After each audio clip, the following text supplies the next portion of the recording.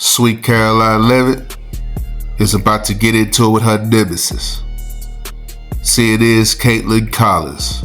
What do you think about this, Speaker Mike Johnson?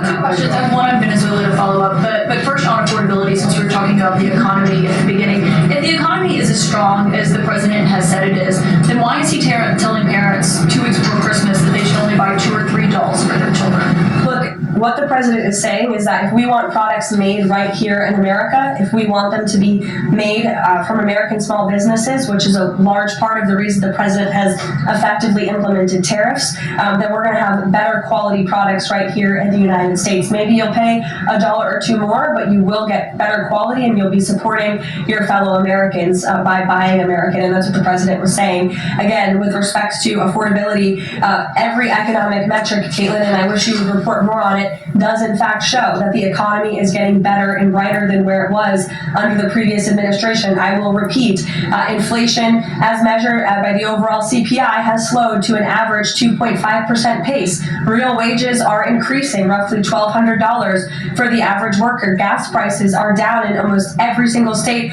across the country. Again, in 22 states, it's below $2.75. You look at the tax cuts, those are going to go into effect next year. So the best is yet to come. The president is digging our country out of the economic hole that the previous administration put us in, and that's what he's talking about.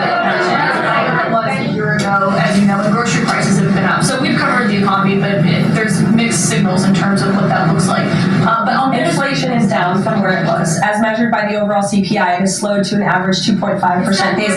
This is down from what the president inherited.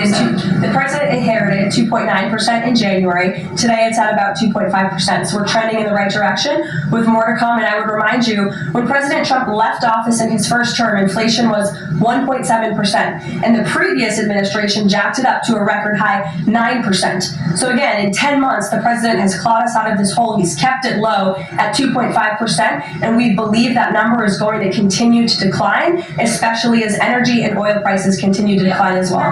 Maybe it wasn't high under Biden. They're just saying it's not. Well, nobody reported on it being high under Biden. My predecessor was standing at this podium, but now you want to ask me a lot of questions about it, which I'm happy to answer, but I will just add, there's a lot more scrutiny on this issue from this press corps than there was. Well, and the previous administration said that too. My predecessor stood up at this podium and she said inflation doesn't exist. She said the border was secure, and people like you just took her at her word, and those were 2 utter lies. Everything I'm telling you is the truth, backed by real factual data, and you just don't want to report on it because you want to push untrue narratives about the president. Go ahead.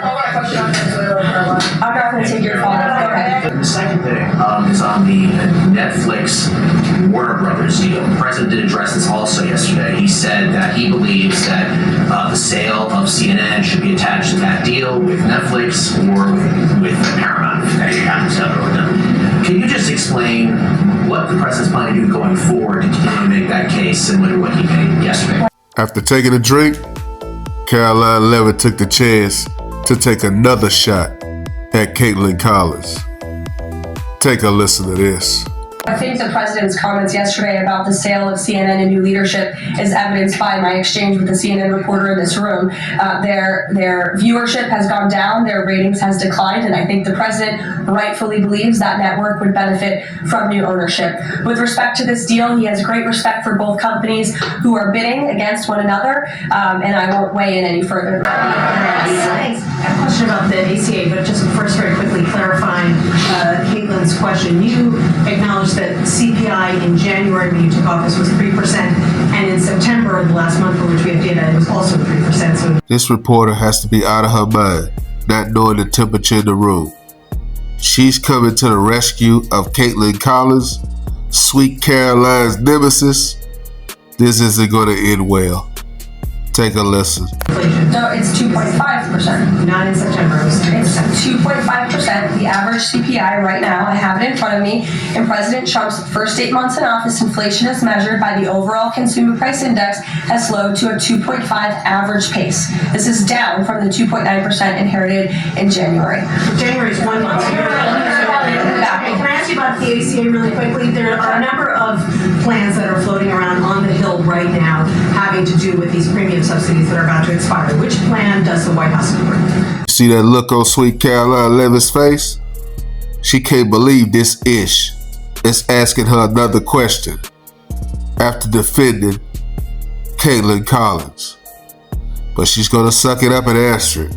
Take a listen. Again, I have told you now a few times that the president and the Republicans will continue to unveil creative ideas and solutions to the healthcare crisis that was created by Democrats. And I know Chuck Schumer is putting up a vote today. This is a political show vote. Chuck Schumer is not sincerely interested in lowering healthcare costs for the American people. He's putting this vote on the floor knowing that it will fail so he can have another talking point that he can throw around without any real plan or action. If Chuck Schumer actually wanted to lower healthcare costs, I'm sure the president would welcome him and his entire Democrat caucus to a legitimate coordination on the president's policies of bringing down drug prices, these most favored nation deals. Why hasn't Chuck Schumer ever come out in support of those? Those are going to legitimately, they already are, lower drug prices for the American people, and not a word from Chuck Schumer on it. So I think that just proves this is completely political. What did sweet Karoline Leavitt say to her? Again, I done told you. Yeah. She started shuffling her papers. Sweet Karoline Leavitt like, look, man, I'm out of here, really.